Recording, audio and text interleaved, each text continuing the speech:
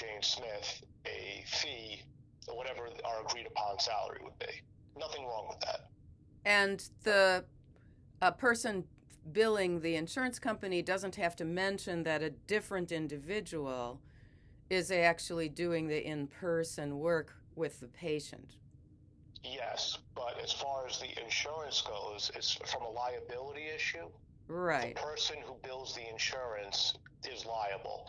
So it's called, so in other words, if that's the setup of my business, I'm supposed to be supervising everybody working under me, especially if I have a higher licensure.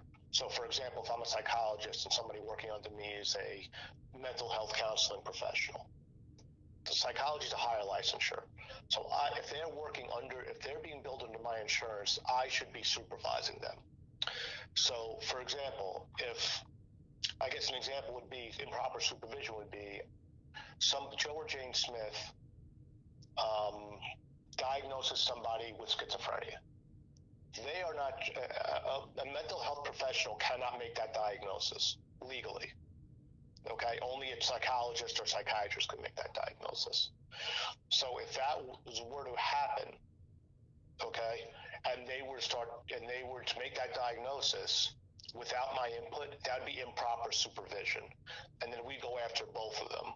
Okay, well, can I mention one other date? Sure. When I had contact with Ruth McCullough. Okay.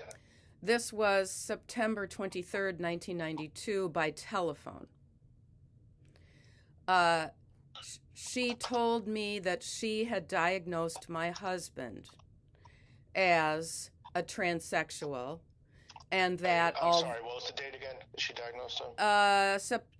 She told me, I had a conversation with her on 9/23/1992, in which Ruth McCullough stated to me on the telephone that the man I was married to has been diagnosed by her, Ruth McCullough, as a transsexual, and that she told me in the phone call also that she didn't have any certifications, MSW or therapy credentials, but she has been working with men like my husband, and she knew how to tell.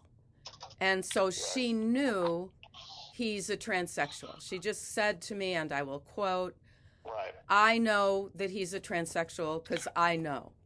That's what she said to me. Gotcha. And then I sat down with my 1-year-old in my arms and cried at the kitchen table.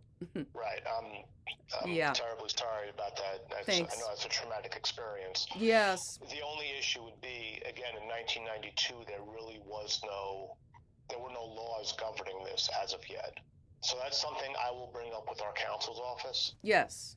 And to see what because again, I don't make, as an investigator, I'm not a trained attorney. Yes. My job is to gather the evidence and present that information both to our attorneys and to the prospective board members who are the licensed professionals. Yes. Who deal with this. So what I'm saying is, since we're going